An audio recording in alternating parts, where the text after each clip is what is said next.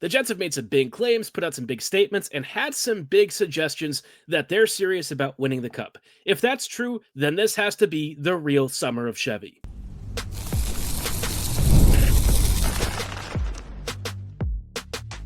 You're Locked On Jets, your daily podcast on the Winnipeg Jets, part of the Locked On Podcast Network, your team every day.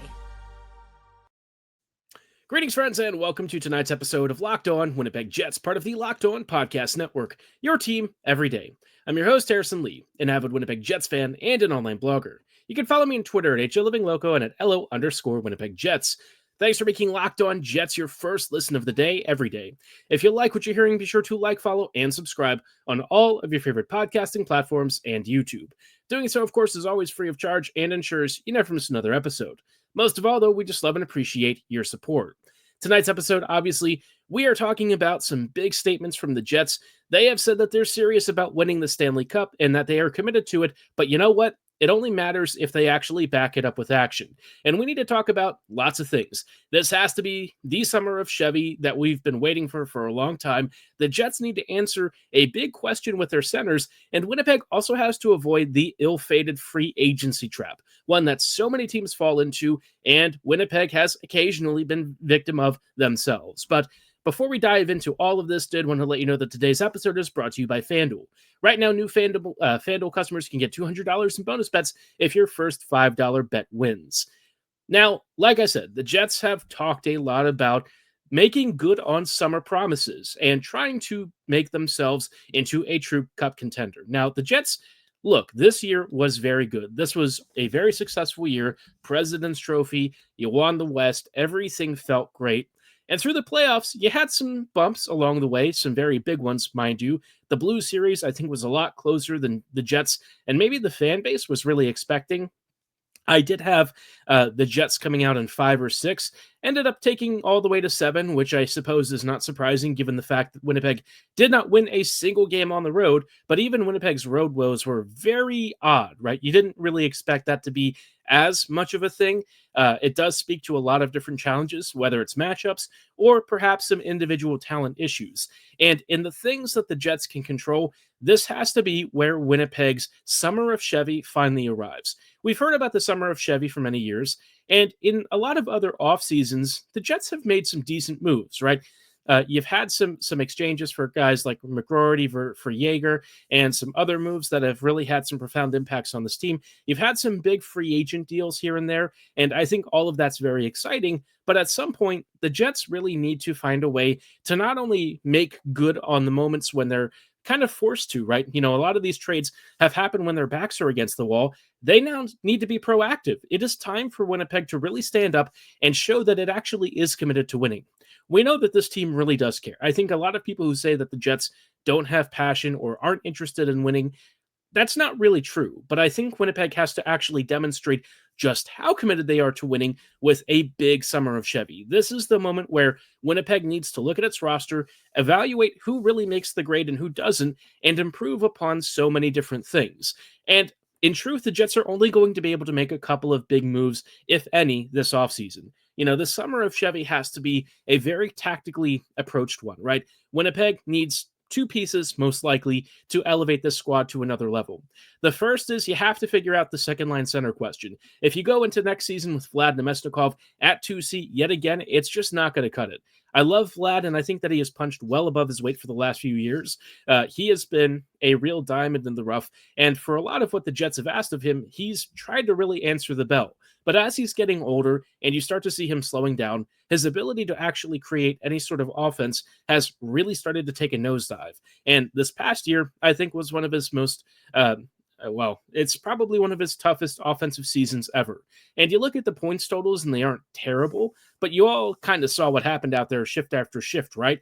You know, Ehlers, Perfetti, Namestnikov, not really a line that gelled particularly well. So Winnipeg got to solve that.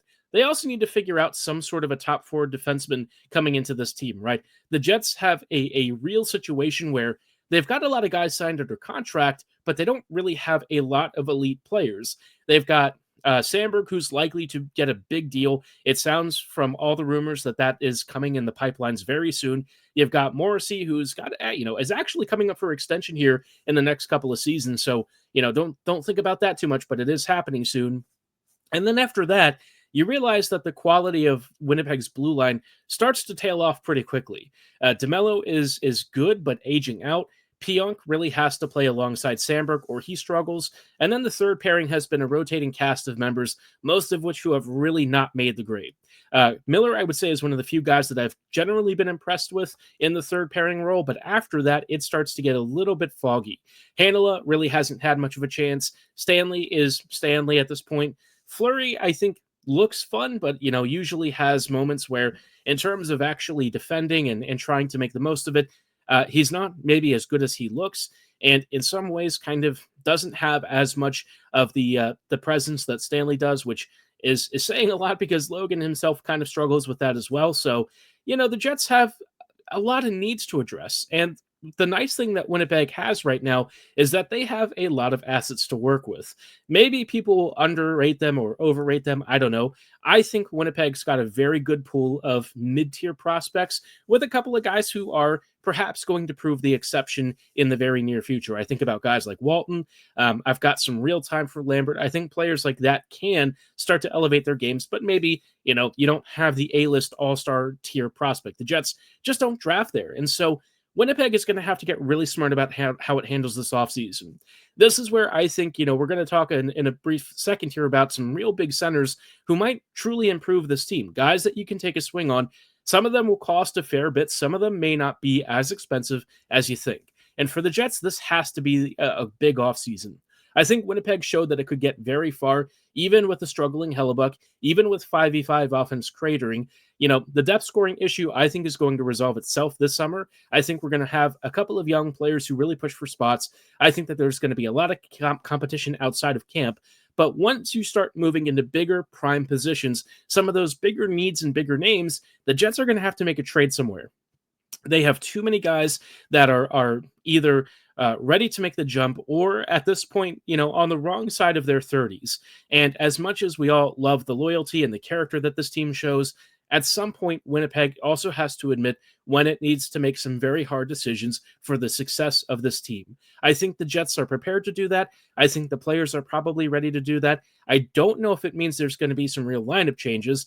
One thing, for the future is whether Arneal could ever convince Kyle Connor and Mark Scheifele that maybe apart they can bring more value to the team. There's just something about the way that this squad is built that oftentimes limits its success before we even get to the actual rosters. So there's a lot for Chevy to work through this summer, and I'm hoping that based on how much growth there was between last season and this year, that the players and the staff are once again ready to evolve, take that next step, really push towards being an elite contender. I think the Jets are closer than they are apart from previous years. This feels like a squad that understands the moment and that has started to accept some of the harder realities and are ready to grow and change from it. Maybe it's a little later in this franchise's history than you'd like, but at some point, if they do it, there is still time to turn this team into something truly venomous. And that is where I really think addressing the 2C question becomes one of this offseason's biggest priorities. We'll chat about who the Jets might be targeting and why they may or may not make sense in just a brief moment. Before we do, though, did want to let you know about our friends and partners at FanDuel. The NBA playoffs are in full swing, and every night delivers highlight-worthy performances, major momentum shifts, and can't-miss moments. Whether it's a game-winning shot or a breakout player, there's never been a better time to get on the action than right now.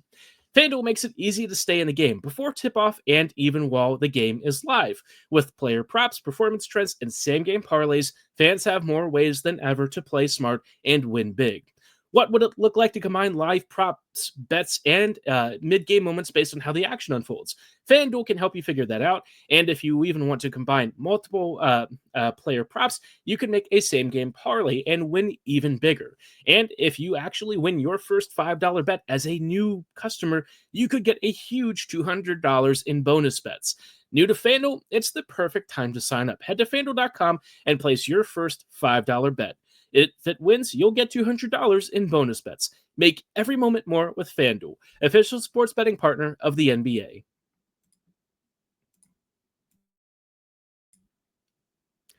Hey friends, and welcome back to this episode of Locked On Winnipeg Jets, part of the Locked On Podcast Network, your team every day. Every day, thank you so much for rejoining us on tonight's episode as we are chatting about one of the biggest questions facing the Winnipeg Jets. Who the heck is going to be our number 2C behind Scheifele? Now, before you all joke, we all get it. Yes, Scheifele on most elite contenders is a 2C, right?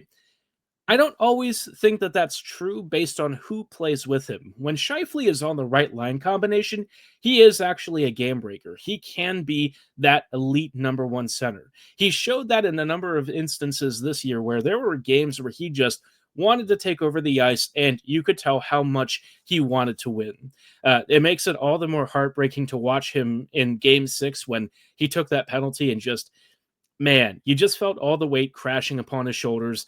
And I really hope that, this coming season, there's a chance for him and the team to rewrite that story and how it ends. So part of rewriting that requires that the Jets improve their team, right? This team is very good. No one's going to question that. And if anyone does, they're not really being honest, right? The Jets weren't just a squad that was a paper tiger. They had a lot going for them, but it was also clear in the postseason that when you needed help elsewhere, or you needed reinforcements when there were injuries, or you needed a new hero of the night, there were only so many of the guys who could consistently pull it off. And it's not like you want to ask players to play hero every game. You want to win more often by just winning the game, winning it outright, doing it from the start. You don't want to have to try and catch up in a series or in a game. So, the Jets, this is like an offseason and a summer where if they can pull this off and bring in a really big 2C, they've got a great opportunity.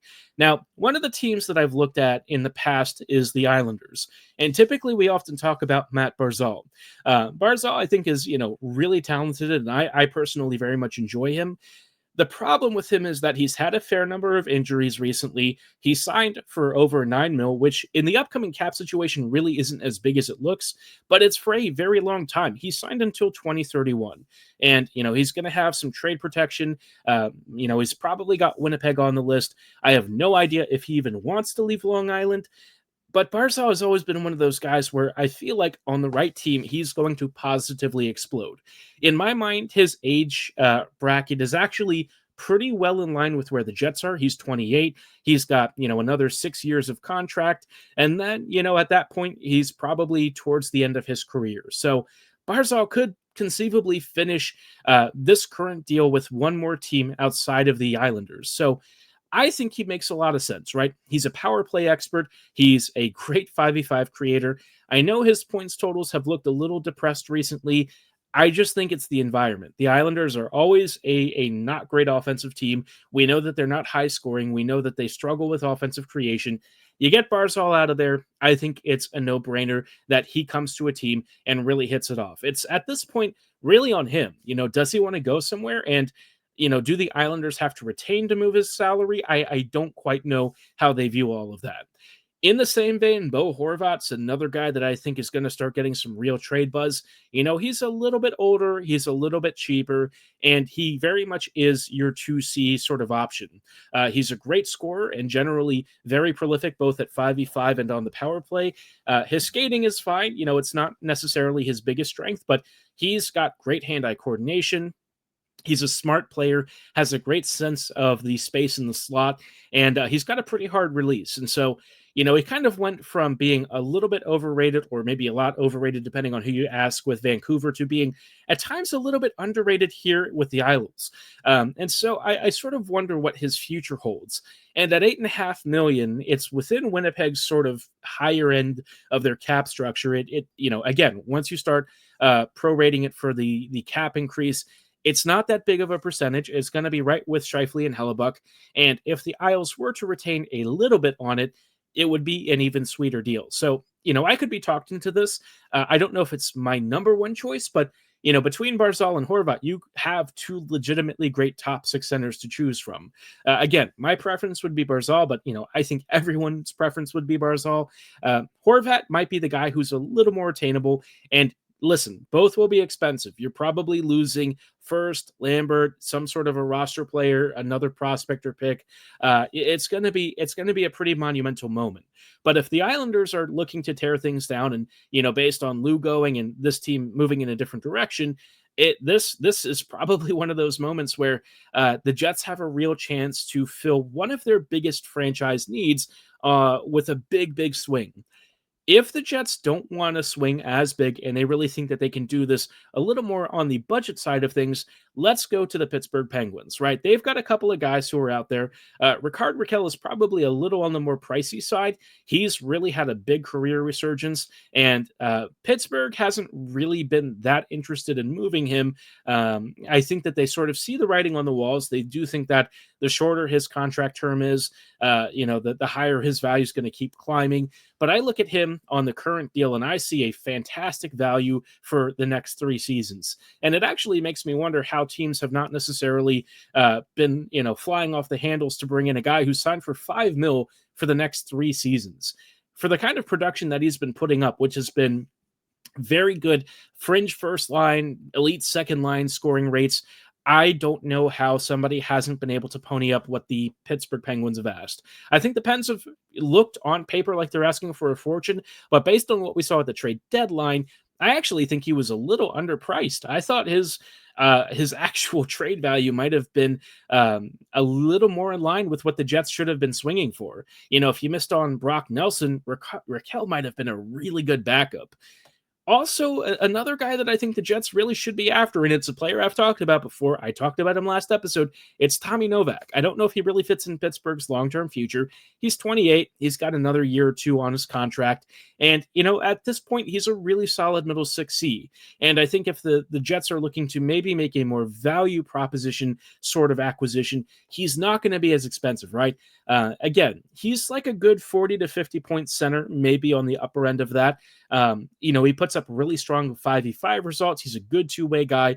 And if you have him between Scheifele and Lowry as maybe your secondary Lowry sort of matchup guy, I think that there's a ton of value there. It would really transform how Winnipeg's current top 9 is fixed. And I think it would make the Jets a much deeper threat. So I really like the Novak option. I don't think it would cost the Jets a crazy amount.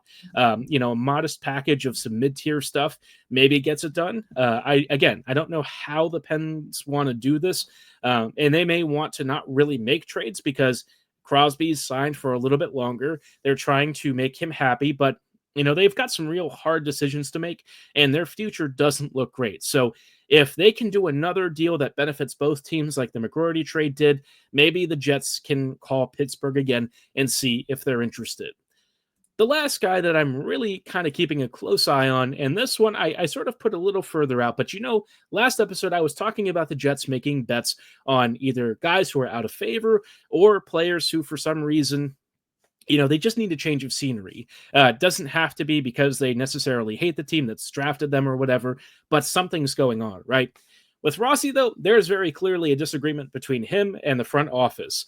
This dude, he is a 60-point young, early 20s center, and, despite being a little undersized in the Central, has been a huge offensive force for this team, especially when Kaprizov has been injured. And yet, for some reason, he gets to the playoffs and he gets put on, the 4th line? The whole situation and how Rossi has been treated in Minnesota, it doesn't really make a lot of sense. It kind of reminds me of Cole Perfetti over the past couple of seasons, but a little more extreme because, Rossi is getting to the point where he wants out. And I think that the writing is really on the wall. If Minnesota is willing to do it in division, Winnipeg should be hammering that phone button immediately. Rossi's not huge, but he is extremely skilled, and he has already proven that he can play in the Central. Zero question. I think he would be a phenomenal upgrade to this team, and he has the sort of upside in the youth that I think makes him both a threat for the present and the future. This guy would be a transformative player. I do worry what the ask of the price would be. If it's Perfetti, I start to say, oh, let's slow down there immediately, right? I like Rossi a lot.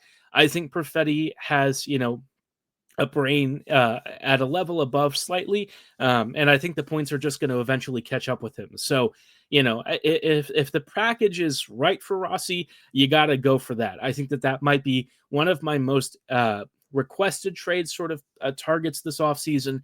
I think he wouldn't just be a 2C.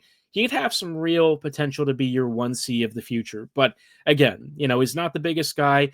I think that there's some real question about where he would fit in on this team, but I think he would be dynamite with Winnipeg. And the Jets already have an elite power play. Imagine adding somebody with his skill near the goal line and with his release and vision. It would be disgusting. But curious to know which of these centers really stand out to you. Who are you interested in? Drop your comments in the section below or at my social medias at HLLivingLoco and at @LO_Winnipeg Jets.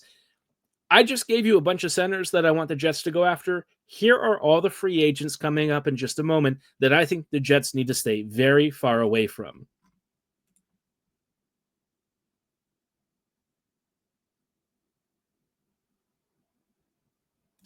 Hey, friends, and welcome back to this episode of Locked On Winnipeg Jets, part of the Locked On Podcast Network, your team every day. Every day, thank you so much for rejoining us on tonight's episode as we're just wrapping up with some thoughts on centers that the Jets really need to avoid. Now, not all of these guys are actually playing at center. Some of them have been moved around. Some of them have some real versatility, positionally speaking. But the Jets, listen, we're not really big free agent players. This offseason might be different. The Jets might really be shopping, and if Winnipeg is for a 2C, this could be a really big trapdoor that the Jets fall into. Not because there aren't players who can fill that role, but a lot of these guys have some really big issues once you start digging deeper into maybe some of their underlyings, maybe some of their player profiles, stuff about them that just makes them a huge risk for the Jets.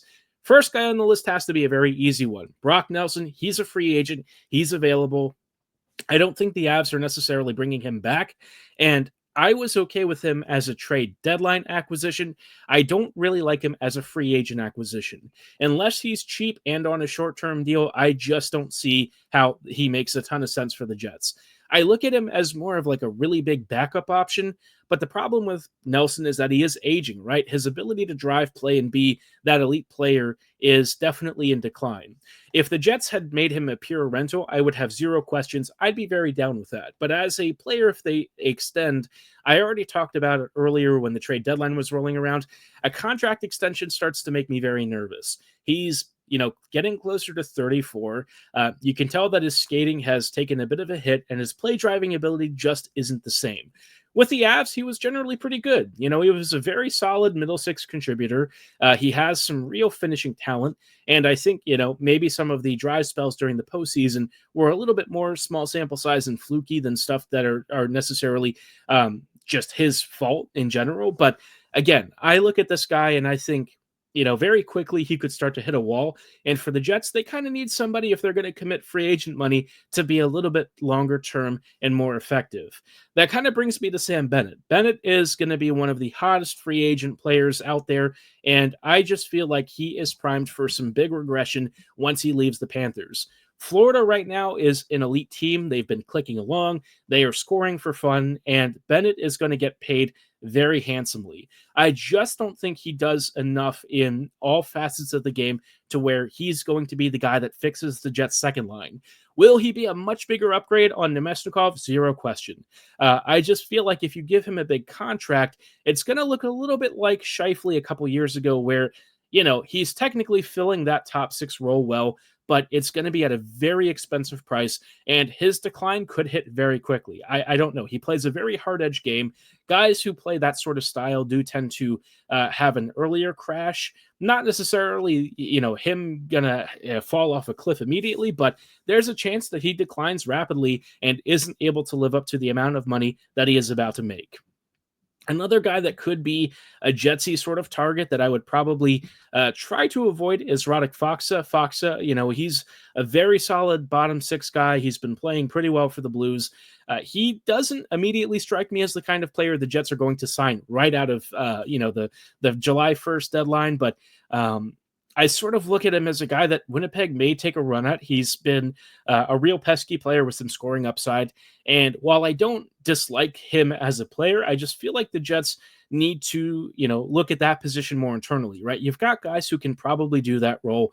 And I don't think Fox is going to be the guy who's your 2C either. As a third or a fourth liner, whatever. But Winnipeg probably needs to look elsewhere if they want to go with a big option. And so, I look at this free agent market and I just don't see a lot of players that really look tantalizing, especially if you're looking at the UFA group. I think for trades, that's where my mind is, right? There are some intriguing options. Nick Bjugstad could be a very budget option if you're looking for a fourth line guy, but like Winnipeg, frankly, needs a difference maker at 2C. That is their biggest need right now, outside of some sort of a top four defender who's youthful and able to be a bigger part of the future. But that's not going to happen. A 2C is a little more manageable, a little more achievable. And, the free agent class is just kind of there are parts that are really good, and there are parts that just make me think, yeah, Winnipeg, as always, don't get involved in this market too much. One of the guys that I am a little concerned about that the Jets are going to go after is Ryan Donato. Donato had a crazy year this year, scoring 30-ish goals or something. This was his career high by a fair margin. Usually he's like a 12 to 15 goal scorer, a 30 or 40 point guy. He's been a very solid middle six contributor, but him scoring 60 points this year, I think is really just a one-off more than it is something that's sustainable. If it is, that's great, but I just don't really think that that's the case. And given how much of a raise he's likely to ask for, and given his history when he's not been scoring 6 billion goals, I just think that that's going to be a huge raise that the Jets should steer clear of. Players who have these big one-offs usually have some sort of a regression. The trend is usually your friend. There are very few players who have seasons like this and then somehow either repeat it or continue to grow those totals. Usually stuff like this very much is a bolt out of the blue. It's very cool and it gets them a big raise, but it's also a big trapdoor for teams that frankly don't have the luxury to burn so much cap space and roster spots on players who aren't going to be able to live up to their contracts. So buyer beware with all this, right? The free agent market, sometimes you can find a really underrated asset for a good value. I think this year is not going to be that case, though. I think there's going to be a lot of players who are looking for big raises, who are looking to parlay some big hot streaks and shooting percentages into some sort of maybe a bigger end of career deal or something. And if you're the Jets, this is not really the realm that you want to play in. Spending money's nice if it helps improve your team. Locking yourself up in a big free agent deal that restricts you from doing other stuff, no, that's not great at all. And I think the Jets have generally been smart in this specific domain, and sometimes a little bit fortunate that people don't want to come to Winnipeg as free agents because it has probably saved the Jets from making some really bad signings. So curious to know what you think about all of this. Are there free agents you would target? I know Mitch Marner is going to be a very big topic of discussion. I may talk about him a little bit more at length. Just don't even think about him for now. He's not going to come to Winnipeg. And even if he did, personally, I have some real issues with some of the stuff that happened with him in this past playoff series and some of the leadership things that, for me, stand out as negatives. But we'll focus on that in a future episode and what that could look like if a Marner deal ever did surface with Winnipeg. But for tonight's show, that's going to be all the time that we have.